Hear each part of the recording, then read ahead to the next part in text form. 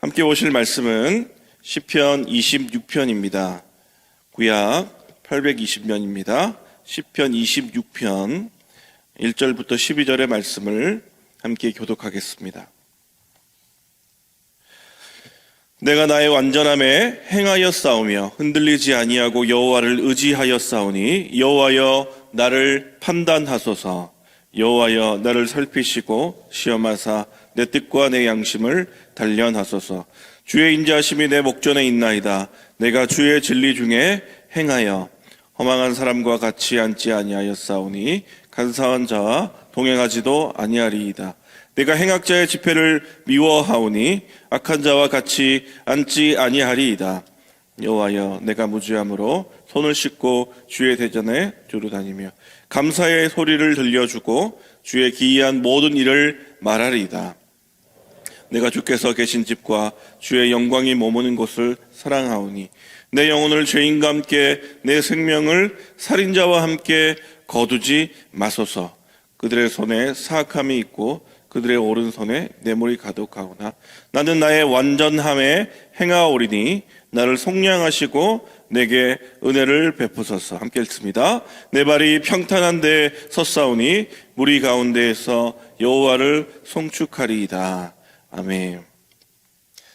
여호와여 나를 판단하소서라는 제목으로 시편 26편을 함께 살펴보겠습니다.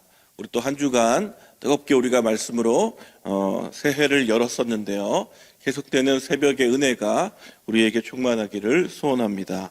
시편의 말씀을 우리가 쭉 한번 살펴보고 있는데 오늘 시편 26편도 이 다윗의 시입니다. 시편을 좀 더 이해하며 잘 읽고 좀 감정을 이입하기 쉬운 방법은 누가 썼느냐. 좋은 성경은 숫자 옆에 표제가 있거든요. 여러분 다 있으시죠?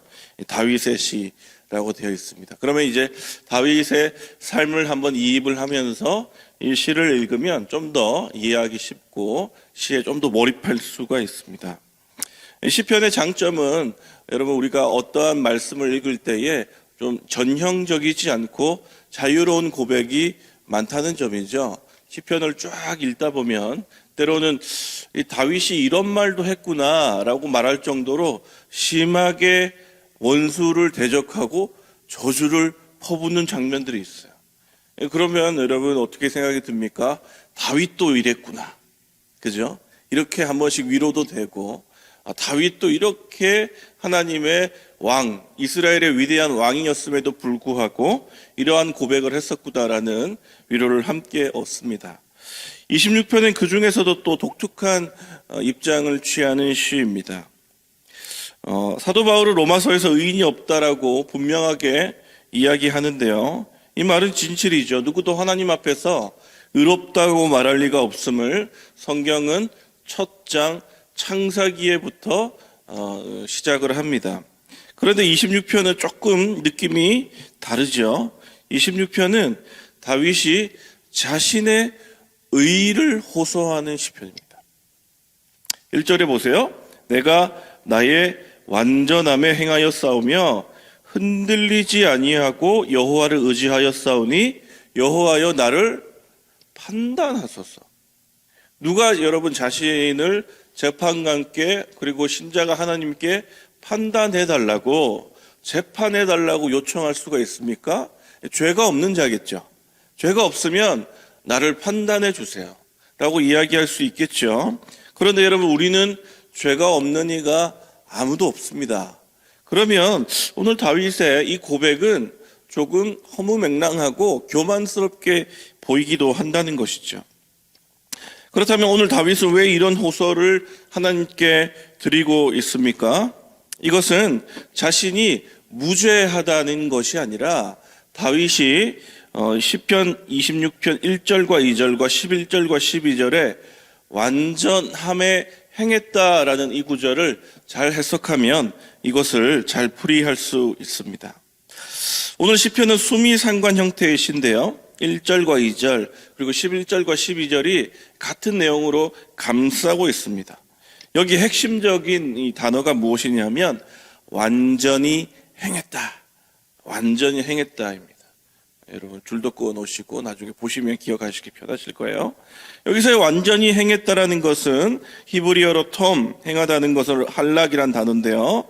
의롭게 행하다, 온전히 걸어가다 라고 조금 다르게 해석을 할 수 있는데, 이 말은 인간의 삶이 무죄하거나 무흠하거나 흠결이 없거나 죄 없는 자력의 구원을 말하는 것이 아니라 삶의 전 영역이 하나님께 헌신하였다라는 뜻입니다. 그러니까 조금 다른 말로는 내가 하나님과 온전한 관계를 맺기 위해 노력하였다, 이렇게도 표현이 되는 거예요. 그러니까 완전히 행했다라는 말은 뭡니까? 무죄한 상태가 아니고 흠결이 없는 상태가 아니라 하나님, 내가 하나님과 교제하기 위해서 너무나 애썼습니다. 그렇게 다윗이 이야기하고 있는 거예요. 그러니까 자신의 공로로 무죄함을 주장하는 게 아니라 헌신하며 정결한 태도로 끊임없이 하나님을 찾기를 애썼습니다 라고 호소하고 있는 거예요. 그럼 여러분, 이것이 왜 하나님께 판단을 받아야 될 일일까요?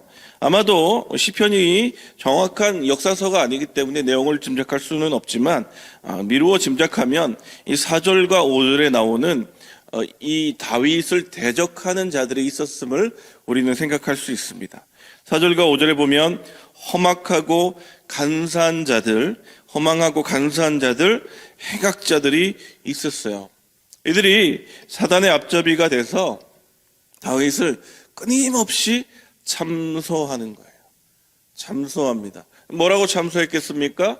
자신의 헌신을 하나님 판단해 주십시오라고 했으니까 자신의 헌신, 다윗의 믿음이 거짓이라고 참소했던 거죠. 자, 이 다윗이 얼마나 억울했는지 2절에 보십시오. 여호와여 나를 살피시고 시험하사. 하나님 나를 살피시고 시험하는 게 얼마나 무서운 일인데, 오죽하면 다윗이 이렇게까지 얘기해요. 내 뜻과 내 양심을 단련하소서. 여기에 뜻과 양심이 원어로는 콩팥과 심장입니다. 내 콩팥과 심장이에요. 여러분, 콩팥과 심장을 볼 수 있습니까? 못 보죠. 여러분, 콩팥과 심장을 보면 안 되겠죠. 물론 뭐 이렇게 CT로는 볼 수 있는데, 그 말이 무엇입니까? 하나님만이 내 심령을 보실 수 있는, 내 깊은 곳을 하나님만이 보실 수 있는데, 내 뜻과 양심을 하나님이 보실 수 있으니까 하나님 이것을 판단해 주십시오. 내 태도와 동기, 가장 깊은 내면을 판단하실 수 있는 분은 누구밖에 없습니까? 하나님 뿐이라는 거예요. 여러분, 우리가 신앙의 삶을 살아갈 때에 특별히 한국교회의 가장 우리 안에 있는 어려움과 힘듦 중 하나는 우리의 신앙이 자꾸 비교된다는 거예요. 헌신에 비교되는 거예요. 각자가 가지고 있는 달란트대로 힘있게 드리고 감사하면 되는데, 이것이 비교 우위로 나가서 경쟁적이게 되고, 더 나아가서 어떻게 됩니까? 그렇지 않은 자들, 헌신하지 못하는 이들을 깔보거나 무시하는 경향이 있을 수도 있다는 것입니다. 그러니 어떻게 됩니까? 교회에 와서 최선을 다해서 신앙생활을 하고 새가족이 오고 아예 교회를 다니지 못했던 분들이 교회에 왔는데, 헌신의 정도가 너무 다르고, 몇 년 정도 했으니까 뭐 해야지, 그렇죠? 몇 년 했으니까 이제 교사도 해야지. 물론 여러분이 좋은 동기인 건 알죠. 그러나 각자가 가지고 있는 그 시간과 스피드가 달라요. 그죠? 그리고 각자가 가지고 있는 은사가 다릅니다. 그런데 이것이 잘못된 경쟁주의로 나가면 교회는 상당히 힘들고 어려워지는 것이죠. 그러니 우리의 신앙이 자칫 남을 판단하는 심판자로 올라가기 쉬운 경향이 한국 교회에 있습니다. 여러분, 우리를 판단하실 리가 누구밖에 없습니까? 하나님밖에 없어요. 물론 우리가 다른 이들을 분석할 수 있어요. 저분은 저런 분이시구나. 이분은 이런 분이시구나. 그 분석은 그를 위해서, 그가 좋은 길을 가기 위해서 하는 것이지, 판단은 누가 하는 것입니까? 판단은 하나님의 몫이에요. 사랑하는 여러분, 하나님께 심판을 요구할 정도로 자신의 억울함을 호소했던 다윗, 내 신앙이 이렇게 하나님을 바라보고 있는데 사단은 끊임없이 그들을 활용하여 나를 참소합니다. 너의 신앙은 가짜 같아. 네 신앙이 진짜가 맞아? 여러분, 그럴 때 그러한 타인들의 사단의 속삭임에 흔들리지 않고 그럴 때마다 어떻게 해야 합니까? 주 앞에 나와서 하나님, 내 심령을 하나님께서 판단해 주세요. 하나님께서 내 마음의 순전함을 알아주세요. 더 나아가서 2절에 뭐라고 그렇게 얘기합니까? 단련해 주세요. 혹여나 또 미흡하다면 나를 단련하실 이가 누구이십니까? 하나님밖에 없다는 거예요. 여러분, 이 든든한 고백으로 늘 불안해하는 신앙의 모습을 가지고 살아갈지라도 주 앞에 나오면 우리의 신앙은 또 연약하고 넘어질지라도 다시금 회복하여 일어나서 주와 함께 믿음의 길을 달려가는 은혜의 신앙인이 될 수 있다는 것이죠. 사랑하는 여러분, 올 한 해도 여러분 한 해의 길을 걸어갈 때에 우리의 신앙을 흔들리게 하는 수많은 속삭임들이 있습니다. 사단을 통해서 뜻하지 않는 옆에 있는 신자들 때문에 흔들릴 수 있죠. 그거 맞아? 예수 믿는 사람 맞아? 물론 여러분, 좋은 동기에서 또 자신을 점검할 수 있지만 그것이 우리를 넘어뜨리게 하는 큰 유혹이라면 다시 하나님 앞에 나와서 하나님, 나를 판단하소서. 나를 단련하소서.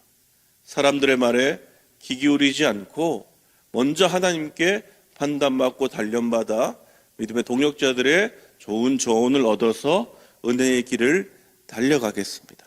라고 고백하실 수 있는 여러분 되시기를 축복합니다. 그렇다면 이렇게 지속적으로 헌신하며 살아갈 수 있는 비결, 이것이 3절에 나와 있습니다. 3절 말씀을 우리 같이 한번 읽어보도록 하겠습니다. 시작. 내 목전에 있나이다. 내가 주의 진리 중에 행하여. 자, 다윗이 하나님의 뜻대로 순전한 마음을 늘 가지기 위해 애쓸 수 있는 비결이 무엇입니까? 인자와 진리 중에 행했기 때문이에요. 인자와 진리가 무엇입니까? 인자가 헤세드고 진리가 에메트예요. 여러분, 이 헤세드, 끊임없는 주의 사랑과 하나님의 말씀 안에 있는 사람은 부족할지라도 넘치는 하나님의 은혜로 다시금 주의 길을 믿음으로 달려갈 수 있는 것이죠. 그러면서 이제 다윗이 해야 될 마지막 내용들이 4절 5절에 나와 있는데요. 4절 5절 말씀을 제가 한번 읽어드리겠습니다. 허망한 사람과 같이 앉지 아니하였사오니 간사한 자와 동행하지 아니하리이다. 내가 행악자의 집회를 미워하오니 악한 자와 같이 앉지 아니하리이다. 자, 여러분, 마지막으로 다윗은 해야 할 일을, 이제 삶으로 해야 할 일 하나를 이야기하는데요.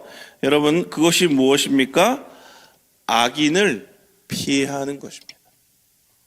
악을 진멸하고 회파해야 되겠지만, 여러분, 그것은 우리가 할 수 있는 일이기도 하지만 주의 능력으로 해야 되는 일이고요. 더 첫 번째 먼저 해야 될 일은 여러분, 맞서 싸우지 않고 일단 악의 자리는 피하는 거예요. 피하는 겁니다. 여러분, 악을 자꾸 맞서려고 하고 악에게 대항하려고 하고 악을 묵상할수록 여러분은 악에게 침투당합니다. 대놓고 여러분들이 악을 저지르진 않겠지만 그것들을 묵상하다 보면 홀이라도 우리는 유혹에 넘어갈 수 있습니다. 그렇다면 여러분, 악을 멀리하는 일은 무엇일까요? 악인들을 멀리하는 일이 쉬울까요? 여러분, 그렇지 않습니다. 악은 생각보다 우리에게 가까이 있고 죄는 우리에게 늘 도처에 도사리고 있기 때문입니다. 여러분, 악을 멀리하기 위한 가장 쉬운 방법은 무엇입니까? 하나님을 가까이 하는 거예요. 선한 것에 가까이 하는 거예요. 한 번에 이 차인표 씨가 나와서 방송에서 간증을 했는데, 자기가 투자를 하고 돈을 벌고 주식을 생각할 때는 늘 곁에 투자하고 주식하는 사람들이 있었대요. 그래서 돈을 벌 생각은 있지만 주변에 이런 사람들만 있는 건 아니겠다라고 생각을 해서 그런 사람들을 멀리하고 싶었답니다. 근데 멀리 됩니까? 주식만 생각하고 투자만 생각하는데 안 되죠. 그러다가 이제 예수님을 믿고 사람을 돕고 기부하고 복음을 전하는 삶을 살아가기로 결단하니까 곁에 누가 있어요? 누가 붙습니까? 복음을 전하는 사람, 기부하는 사람, 선한 사람, 열심히 살려고 하는 사람들이 갑자기 사람들이 붙더래요. 그러면서 투자하고 주식하고 돈 때문에 자기에게 오는 사람들이 점점 멀어지더라는 거죠.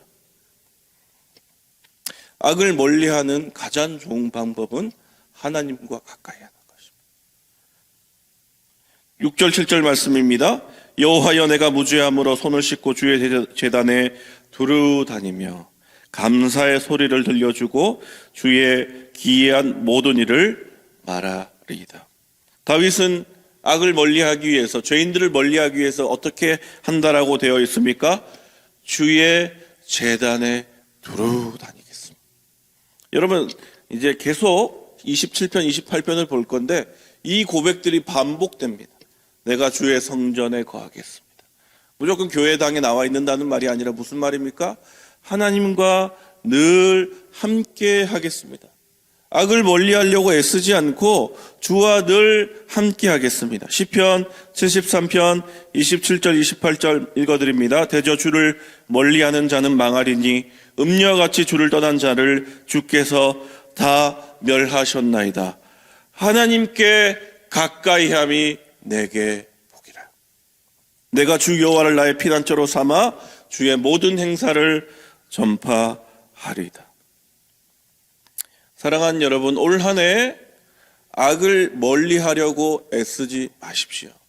여러분, 힘들어요. 어떻게 구별하겠습니까? 여러분의 능력으로 안 됩니다. 근데 여러분 잘 알 수 있는 게 있어요. 무엇입니까? 하나님과 가까이 하는 것. 기도하기를 애쓰고 늘 말씀 묵상하기 위하여서 노력하고 때때마다 주의 전에 나와 엎드리며 기도하고 함께 복음으로 선한 일을 도모하는 성도들과 함께 은혜를 나눌 때에 자연스럽게 여러분 주변에 있는 악인들, 죄인들은 멀리하게 될 줄 믿습니다. 11절 말씀으로 오늘의 말씀을 마무리합니다. 내 발이 평탄한 데 섰사오니 무리 가운데에서 여호와를 송축하리이다. 우리의 발이 평탄한 데 서서 하나님과 함께하는 자들과 함께 여호와를 송축할 때에 올 한 해가 주 안에서 허락하여 주시는 선하고 아름다운 삶, 값지고 귀한 삶으로 주를 향해 달려갈 줄 믿습니다. 그러한 새로남의 모든 성도 되시기를 예수 그리스도의 이름으로 축복합니다. 제가 기도하고 각자 가지고 나오신 기도 제목으로 함께 기도하시고 돌아가시도록 하겠습니다. 하나님, 감사합니다. 때로 우리의 신앙이 흔들리고 우리를 참소하려는 사단의 공격에 넘어지지만 우리를 여전히 판단하실 이는 하나님밖에 없사오니 주여, 주와 함께하고 주를 묵상하며 말씀 안에 거하고 기도하는 삶을 살아 주여, 올 한 해 선한 삶을 살아가고 아름다운 삶을 살아가며 열매 맺는 삶을 살아가는 새로남의 모든 성도들 될 수 있도록 은혜 더하여 주시옵소서. 오늘도 가지고 나온 기도의 제목들이 있습니다. 주 앞에 아뢰일 때에 하나님 응답하시고 해갈의 놀라운 은혜를 허락하여 주시옵소서. 감사드리며 우리 구주 예수 그리스도의 이름으로 기도드리옵나이다. 아멘.